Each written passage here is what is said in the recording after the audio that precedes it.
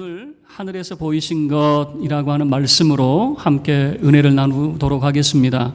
사도행전 강해가 작년 말이었죠. 그러니까 한 달 전이었습니다. 어떤 내용이었는지 잘 기억이 나지 않을 것 같아요. 저도 지난 내용이 어떤 것이었는가 좀 살펴봤었어요. 이제 신임 총독이 새로 로마에서 신임 총독이 부임을 했습니다. 부임을 하고 3일 만에 예루살렘에 내려갔습니다. 이 신임 총독이 왔는데 대제사장 그리고 이 유대의 이제 고위 관료들이 바울 이야기를 자꾸 하는 겁니다. 지금 전임 총독이 우리 바울이 예루살렘에서 신문을 받아야 되는데 가이사라로 빼돌렸다. 빨리 바울을 이 예루살렘으로 보내달라. 이렇게 신임 총독에게 간청을 하는 거죠. 신임 총독은 전후 사정을 잘 모르잖아요. 잘 모르니까 그러면 여러분들이 한번 가이사라로 오십시오. 그래서 이게 어찌된 일인지 한번 우리가 의논을 해봅시다. 그래서 이제 가이사라에서 이제 신문 과정이 이제 열리게 되었습니다. 예루살렘에서 대제사장과 이 장로들이 찾아와서 여러 가지로 바울을 이제 고발을 하는데 말은 많은데 증거는 하나도 없어요. 뭔가 죄는 뭐 잔뜩 이야기하는데 증거될 만한 거는 하나도 없는 거죠. 이거 도대체 죄를 뭐 책할 수가 없는 겁니다. 그래서 신임 총독이 하는 이야기가 바울에게 이제 제안을 하는 겁니다. 유대인들의 환심을 사고 싶은 거예요. 유대인들이 바울을 꼭 예루살렘으로 데려와 달라. 그 이유는 뭐냐면 예루살렘에 오는 과정에 그 길에서 바울을 죽이려고 그런 이 계략을 짜고 있었거든요. 신임 총독이 바울에게 이렇게 제안을 합니다. 너 나와 함께 예루살렘에 가서 내 앞에서 신문을 받으려느냐? 이렇게 제안을 하는 겁니다. 그럼 바울 입장에서는 선택의 여지가 없어요. 어쩔 수 없이 그 길을 갈 수밖에 없는 거예요. 그런데 예루살렘으로 가면 죽음밖에 없어요. 그런데 신임 총독과 그 자리에 있는 사람들이 깜짝 놀랄 제안을 바울이 해버리는 거예요. 아무도 예상하지 못한 이야기인데 바울이 뭐라고 이야기하냐면 나 로마 시민인데 나 황제에게 상소합니다. 로마에 있는 황제에게 나를 보내주시오라고 하는 거죠. 그건 그 누구도 예상하지 못했던 것이거든요. 어떻게 합니까? 자기가 로마 시민권을 가지고 있는 로마 시민이고 황제에게 상소한다고 하니까 황제에게 보낼 수밖에 없는 거죠. 이제 그 재판은 이제 무산이 되었는데 이제 신임 총독이 난처해진 거예요. 왜 그러냐면 황제에게 보내긴 보내야 되겠는데 이 사람 죄목을 뭐라고 적어야 되느냐? 이 사람이 지금 무슨 죄가 있다고 이 적시를 해야 되느냐? 이제 이게 고민인 거예요. 왜냐하면 아무리 살펴봐도 로마법에는 저촉될 만한 죄가 없거든요. 여러분 예를 들어서 각 나라별로 참 희한한 법들이 많이 있잖아요. 이란이라고 하는 곳에서는요, 서양 그 여자들처럼 그 머리를 묶거나 파마하거나 이렇게 하면 법에 접촉이 돼요. 사우디 같은 경우는 여자가 운전하면 법에 저촉이 돼요. 그리고 중국 같은 경우는 이 티벳과 이런 이 갈등이 있어서 무슨 법이 있냐면요, 사전 동의 없는 환생 금지법이 있어요. 그러니까 사전 동의가 없으면 환생하면 안 된다는 거예요. 여러분 불교는 환생 윤회 사상이 있잖아요. 그런데 사전 동의가 없으면 환생도 안 된다는 거예요. 왜 그러냐면 티벳에 티벳 불교의 최고 지도자인 달라일라마 이 사람이 죽으면 또 누군가로 환생을 하게 되는데 사전 동의 없으면 환생도 안 된다. 이제 이런 식으로 이제 제안을 하게 되는 거죠. 미국의 매사추세츠라고 하는 곳에는요, 재미난 법이 있습니다. 사람이 잠을 잘 때 창문을 열어놓고 코를 골면 법에 걸려요. 그러니까 잠을 잘 때 코를 골려면 반드시 창문을 닫아야 돼요. 예를 들면 이제 이런 겁니다. 지금 신임 총독의 갈등은 이런 거죠. 난처해진 게 이 바울이라고 하는 사람을 로마 황제에게 보내려고 할 때 죄목을 적어야 되는데 뭐라고 적어야 되느냐. 마치 이런 것 같아요. 코를 골다가 창문을 열어놓고 코를 골다가 잡혔어요. 본국으로 환송이 됐어요. 대한민국으로 환송이 보내왔어요. 코 고는 거 가지고 죄를 물어야 됩니까? 우리나라는 그게 없잖아요. 그러니까 이 총독의 입장에서도 난처한 거예요. 이거 어떻게 해야 될까? 근데 지난 시간 바울에게 있어서는 로마 황제에게 상소하는 것이 어쩔 수 없는 그 선택이었지만 그 속에는 하나님의 위대한 계획이 있었습니다. 앞으로 바울이 복음을 전하는 사람은 고위 관료들, 왕족들, 그리고 귀족들에게 복음을 전하도록, 그리고 오늘 26장의 내용이 그 밑그림을 보여주고 있어요. 고위 관료에게 복음을 전하는 예를 보여주고 있습니다. 신임 총독이 한참 이제 고민을 하고 있을 때 이 바울의 죄를 뭐라고 해야 되느냐, 그럴 때 신임 총독을 축하하기 위해서 온 사람이 있어요. 아그리빠 왕이라고 하는 그 사람이 자기 부인 버니게라고 하는 여자하고 부인을 데리고 함께 찾아왔어요. 그런데 이 아그리빠 왕은 갈릴리 그 윗지역의 분봉 왕이었거든요. 그리고 이 아그리빠 왕은 이 정치적으로 또 종교적으로 예루살렘 성전을 관리하고 대제사장의 임명권 그리고 파명권을 가지고 있는 사람이었어요. 그런데 유대인들은 이 아그리빠 왕을 싫어했어요. 그 이유는 뭐냐면 버니게라고 하는 그의 아내가 누나였거든요. 그러니까 근친 상간을 했다라고 하는 것 때문에 유대인들은 이 아그리빠 왕을 싫어했어요. 그런데 어쨌든 신임 총독 입장에서는 이 유대 종교에 대해서 해안이 밝은 아그리빠 왕이 찾아왔으니 얼마나 참 감사한 일입니까? 그래서 아그리빠 왕에게 요청을 합니다. 내가 이런 고민이 있는데 좀 이 고민을 해결해 주십시오. 그래서 아그리빠 왕이 좋습니다. 내가 그 문제를 이 총독의 짐을 내가 덜어드리지요. 그래서 이제 그 환영식이었던 것 같아요. 지금 신임 총독 환영식에, 지금은 재판 자리는 아니에요. 환영식에 그 천부장 그리고 그 지역의 그런 고위 관료들이 다 모여 있었습니다. 그곳에 이제 바울을 초대를 합니다. 그리고 바울의 말을 이제 듣게 되는 거죠. 한번 말해봐라. 그래야 너의 죄목이 무엇인지 우리가 듣고 판단하겠다라고 하는 거죠. 아그리빠 왕이. 자, 바울이 이제 자기 이야기를 하는 겁니다. 나는 젊어서, 원래는 길르기아 다소라고 하는 곳의 출신이잖아요. 젊어서 예루살렘에 유학을 온 사람이에요. 예루살렘에 유학 가서 젊어서 이 가말리엘의 문화생으로 가장 엄한 분파였던 바리새파로서 그는 생활을 했어요. 종교적으로 극보수예요. 그냥 최고 보수에 속한 그곳에서 그는 공부를 했어요.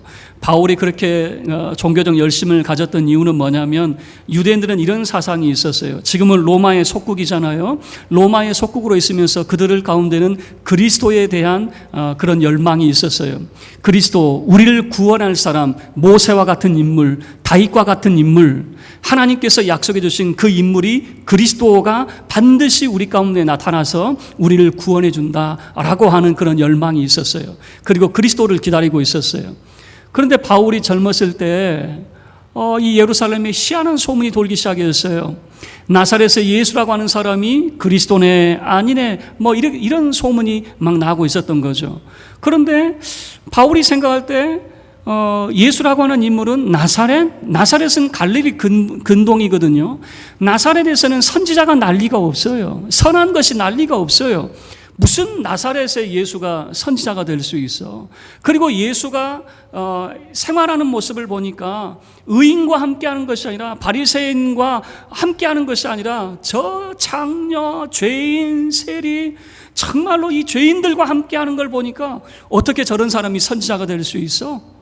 이런 생각이 드는 거죠. 그런데 결정적인 것은 예수의 죽음에 대한 소식을 듣게 되는데 예수가 십자가에 달려 죽게 되었어요. 유대인들은 나무에 달려 죽은 자는 저주받은 자라라고 하는 인식이 있어요. 아니, 결정적인 겁니다. 나사렛의 예수? 그가 생활하는 사람들 보니까 전부 다 죄인들이었고 결국 그가 죽음을 보니까 하나님의 저주를 받았다라고 하는 나무에 달린 자네? 어떻게 예수가 그리스도가 될 수 있어? 바울은 절대 예수는 그리스도가 아니다라고 하는 확신을 갖게 되었던 것 같아요. 그런데 이 예수 분파라고 하는 게 참 희한해요. 고대에서 지도자가 죽으면 그 분파는 사라지게 되어 있었거든요. 지도자가 죽으면 와해가 되는데 이 예수 종교는 희한합니다.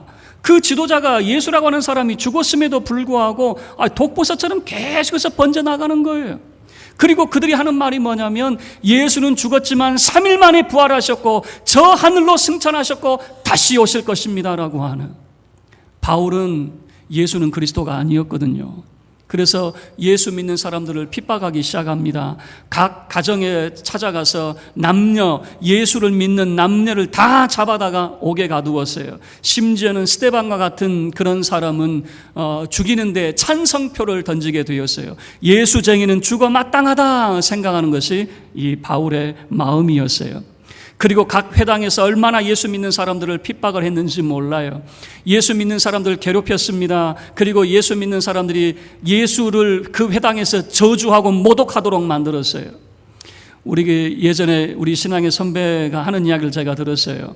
6.25 그 전쟁 때 교회에 공산군이 쳐들어와서 그들이 했던 그 만행은요, 십자가를 마당에 깔아놓고 그 위를 지나가라는 거예요. 밟고 지나가라는 거예요. 그 십자가에 침을 뱉으라는 거예요. 예수 저주하면서 가라는 거예요. 그렇지 않으면 총으로 쏴 죽이겠다고 협박을 했대요. 많은 신앙의 사람들이 그 십자가를 밟고 울면서 지나갔다라고 하는 이야기를 들었어요. 바울이 하는 악행을 보세요. 회당마다 쫓아가서, 가정마다 쫓아가서 예수 믿는 사람들을 괴롭히고 예수 모독하라고 하는 거죠. 그래도 분이 풀리지 않았어요. 심히 격분되었다라고 성경은 표현하는데요. 그래도 분이 풀리지 않아가지고 외국까지 쫓아갑니다. 외국까지 쫓아가서 예수 믿는 사람들을 체포해서 오려고 그랬어요. 그래서 대제사장들에게 권한을 위임을 받았어요. 다메섹에 올라가서 예수쟁이들, 예수 믿는 사람들 잡아오려고 다메섹에 올라가게 되었습니다. 그런데 이 다메섹 도상에서 놀라운 경험을 하게 됩니다. 다메섹에 거의 가까이 왔어요. 정오쯤이었습니다. 정오, 햇빛이 가장 밝은 그 시간에 햇빛보다 더 밝은 빛이 바울과 동료를 비추기 시작하는 겁니다. 하늘에서 큰 빛이 비치는 거예요. 바울과 동료들이 까무라칩니다. 너무 놀래가지고 죽은 자처럼 두려워 떨었어요. 그런데 그 빛 가운데서 음성이 들려요. 소리가 들려요. 그런데 희한하게 그 소리는 바울과 함께했던 동료들은 그 소리는 듣지 못했어요. 그 소리는 오직 바울만 듣는 소리였어요. 그 빛 가운데서, 하늘에서 비친 그 빛 가운데서 소리가 들리는데 뭐라고 이야기하는지, 사울아, 사울아, 내가 어찌하여 나를 박해하느냐라고 하는 거예요. 바울은 깜짝 놀랐겠죠. 여러분, 하늘에서 빛이 비쳤다라고 하는 것은 하나님이 임하셨다라고 하는 증거거든요. 바울은 지금까지 하나님을 위해서 살아왔지 하나님을 대적한 적이 한 번도 없거든요. 바울은 이런 생각을 했을 거예요. 내가 하나님 앞에 서면 하나님이 나 칭찬해 주시겠지, 너 참 잘했다라고 칭찬해 주실 줄 알았는데 웬걸요. 그 음성은 네가 왜 나를 박해하느냐라고 하는 그 음성을 듣게 되는 거죠. 가시채를 뒷발질하기가 내게 참 고생이다 라고 하는 음성이 들려요. 여러분, 가시채라고 하는 것은 소를 모는 막대기예요. 그 막대기 끝에 쇠꼬챙이라든가 아니면 뼈 조각을 이렇게 매달아가지고 소를 이렇게 몰 때 사용을 하거든요. 저 어렸을 때 소 모는 것을 저도 봤어요. 그 목동이 소를 몰 때, 자, 여러분 이렇게 하는 게 아니더라고요. 야, 가자. 이게 아니더라고요. 얼마나 세게 때리는지요. 빡 때리는지요. 그리고 그것도 안 되면요. 여러분, 제가 봤다니까요. 돌멩이, 제 손만한 돌멩이, 주먹만한 돌멩이, 조그만 거, 그거 가지고 할 줄 알았어요. 이딴만한 돌을 가지고 소를 향해서 팍 던지는데요. 저 어렸을 땐 그랬어요. 요즘은 어떻게 하는지 모르겠어요. 그렇게 소를 몰더라고요. 그런데 보세요. 그 의미는 뭐냐면 이런 겁니다. 소가 고집을 피우면 피울수록 더 고통스럽고 맞는 것밖에 없는 거죠. 다시 이야기하면 가시채를 뒷발질한다라고 하는 것은 하나님을 반항하면서 언제까지 하나님을 괴롭히겠느냐라고 하는 그 어리석음을 가지고 언제까지 하나님을 대항하겠느냐라고 하는 그 하늘의 음성을 듣게 되는 거죠. 바울이 깜짝 놀라서 내가 지금까지 하나님을 위해서 살아왔는데 내가 하나님을 괴롭혔다고요? 도대체 나에게 말씀하시는 주님은 누구십니까? 그랬더니 나는 내가 박해하는 예수라 그러는 거예요. 여러분, 예수라고 하는 그 말을 들을 때 아마 소름이 쫙 끼쳤을지 몰라요. 아마 뭐라고 그럴까요? 정말 자기 뒤통수를 한 대 맞는 그런 느낌이었을지 몰라요. 바울이 생각할 때 예수는 절대 그리스도가 될 수 없다고 생각을 했어요. 나사렛의 예수, 죄인들의 친구, 나무에 달려 죽은 자, 어떻게 이런 사람이 그리스도가 될 수 있어요?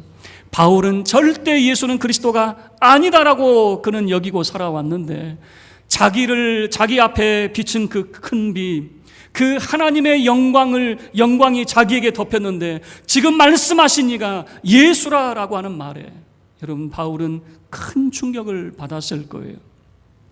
그 인생의 변환점, 바울이 그 전에는 종교적 열심을 가지고 바리새파의 그 엄한 율법을 지키며 살았던 사람이 어떻게 예수의 사람으로 그가 바뀔 수 있었는가라고 하는 것, 바로 예수님을 만나는 사건이었죠. 그리고 그 하늘의 그 빛 가운데서 말씀하시는 음성이 이렇게 이야기합니다. 내가 너를 만난 이유가 있다. 너는 앞으로 나의 종과 나의 증인이 되어라. 나의 증인이 되어라 라고 하는 거죠. 그리고 여러분, 종과 증인, 내가 누군가에게 너를 보내려고 너를 종으로 삼았는데 너는 이스라엘과 이방인에게로 가야 된다라고 하는 겁니다. 그러면 가서 뭐를 해야 됩니까? 가서 해야 될 일이 있어. 18절 말씀입니다. 함께 읽겠습니다. 18절 시작. 그 눈을 뜨게 하여 어둠에서 빛으로, 사탄의 권세에서 하나님께로 돌아오게 하고, 죄의 사함과 나를 믿어 거룩하게 된 무리 가운데서 기업을 얻게 하리라 하더이다. 이방인에게로 보내는, 이스라엘에게로 보내는 이유가 있는데 그들의 눈을 뜨게 해라 라고 하는 겁니다. 여러분, 눈을 뜨지 않은 사람이 어디 있습니까? 바로 이 영적인 눈입니다. 그들은 이미 덮여져 있습니다. 무지한 자들의 눈을 뜨게 하는 것입니다. 그들의 눈을 뜨게 해서 어둠 속에 있는 사람을 빛으로 인도하라라고 하는 것입니다. 사탄의 권세 가운데 있는 사람들을 하나님께로 돌아오게 해라라고 하는 것입니다. 그리고 죄 가운데 있는 사람들, 예수를 믿어 죄의 사함을 받고 하나님 나라를 기업으로 이을 자가 되게 하라라고 하는 것이죠. 그들의 눈을 뜨게 해야 된다라고 하는 것입니다. 여러분, 그들의 눈을 뜨게 하는 것이 무엇입니까? 바울과 같이 예수는 절대 그리스도가 될 수 없어라고 하는 그런 믿음을 가지고 있는 사람들에게 예수가 그리스도다라고 하는 것을 알려라라고 하는 것입니다. 여러분, 바울은 예수를 만나기 전에는 이렇게 이야기했죠. 어떻게 죽은 자가 다시 살아날 수 있어? 그런데 이 아그리빠 왕 앞에서 바울이 뭐라고 이야기한 줄 아세요? 하나님이 죽은 자 살리시는 것이 뭐 그리 이상합니까? 하나님이 죽은 자 살리신 것이 뭐 그리 이상한 일이라고 생각하십니까? 그러면서 그는 이야기합니다. 예수는 죽은 자 가운데서 다시 살아나셨습니다 라고 증언하게 되는 것이에요. 여러분, 바울은 자기가 다메섹에서 만났던 그 그리스도를 뭐라고 그는 이야기하냐면요, 19절 말씀 보세요. 아그리빠 왕이여, 지금 왕에게 하는 이야기입니다. 그러므로 하늘에서 보이신 것을 내가 거스르지 아니하고, 바울이 경험했던 것은 하늘에서 보이신 것이었습니다. 하늘에서 보이신 것, 하나님께서 친히 그에게 나타나시고 그리스도께서 친히 그에게 나타나 주시고 하나님의 영광을 본 사건, 하늘에서 보이신 것이라고 하는, 바울은 그렇게 고백을 하게 되는 것이죠. 바울이 그래서 내가 어떻게 예수의 사람이 되었고 예수가 죽은 자 가운데서 다시 살아나셔서 이스라엘과 온 이방인의 구원자가 되신다라고 하는 것을 증언하는지, 그리스도를 만났고 하늘에서 보이신 것 때문에 바로 이것을 증언한다라고 하는 것이죠. 그 말을 듣고 두 반응이 나타납니다. 여러분, 로마인이었던 그 총독, 이 총독의 입장에서는요, 감히 인간이 신을 만나요? 그건 있을 수 없는 거거든요. 그래서 총독의 반응은 이렇게 나타납니다. 야, 이 바울아, 너의 많은 학문이 너를 미치게 했구나. 야, 사람이 어떻게 신을 만나? 너 미쳤구나, 미쳤어. 로마 사람이었던 유대 총독은 그렇게 반응을 보였어요. 그러나 아그리빠 왕, 유대 종교에 대해서 능숙했고 이미 잘 알고 있었던 아그리빠 왕은, 여러분, 그 사건이 그에게도 놀람으로 다가왔겠죠.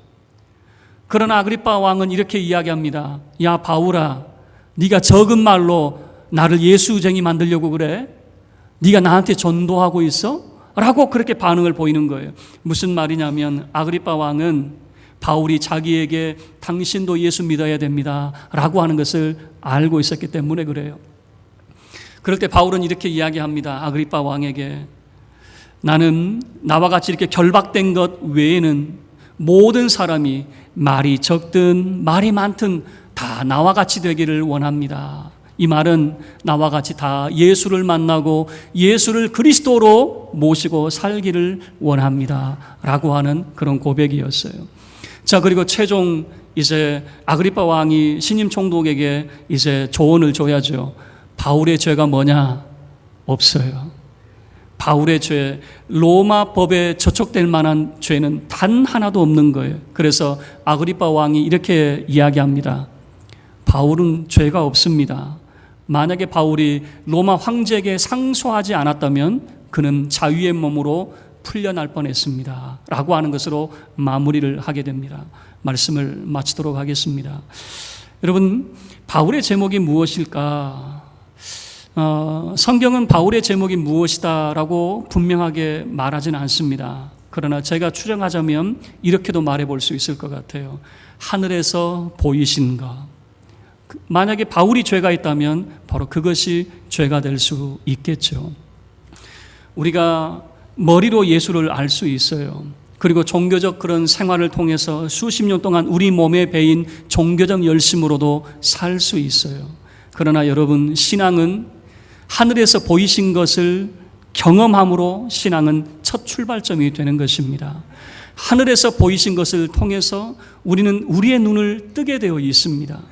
예수가 그리스도 되심을 알 수가 있어요. 여러분, 하늘에서 보이신 것을 통해서 어둠에서 빛으로 인도됨이 무엇인지 그 의미를 알게 됩니다. 그리고 사탄의 권세에서 어떻게 우리가 하나님께로 돌아갔는가라고 하는 것을 하늘에서 보이신 것을 통해서 알 수가 있습니다. 여러분, 우리의 죄가 어떻게 용서받게 되고 우리가 하늘나라의 그런 백성이 어떻게 될 수 있고 하늘 기업을 우리가 어떻게 받을 수 있는가라고 하는 것은 하늘에서 보이신 것을 우리가 경험할 때만 알 수 있는 것입니다. 저와 여러분이 하늘에서 보이신 것을 경험하게 되기를 바랍니다. 하늘에서 보이신 것을 경험함으로 어둠에서 빛으로 나오시기를 바라고, 사탄의 권세에서 하나님께로 돌아오기를 바라고, 예수 그리스도를 믿음으로 죄의 사함을 받고 하나님의 기업을 이을 자가 되기를 주의 이름으로 축원합니다. 우리 모두 자리에서 일어서서 함께 찬양하겠습니다.